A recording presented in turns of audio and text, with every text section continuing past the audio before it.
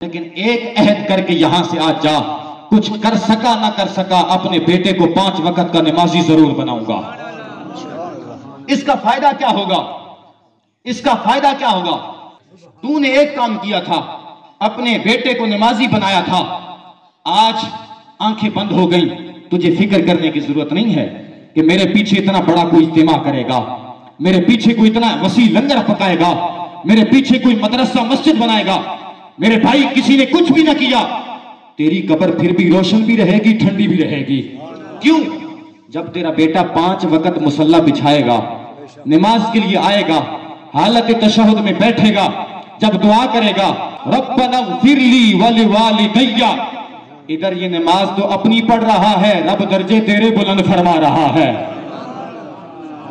کچھ بھی نہیں کیا تو نے، صرف اپنے بیٹے کو نمازی بنایا۔ بتا، اس کا صرف نمازی بنا دینا بھی تجھے قبر میں کام آیا کہ نہ کام آیا؟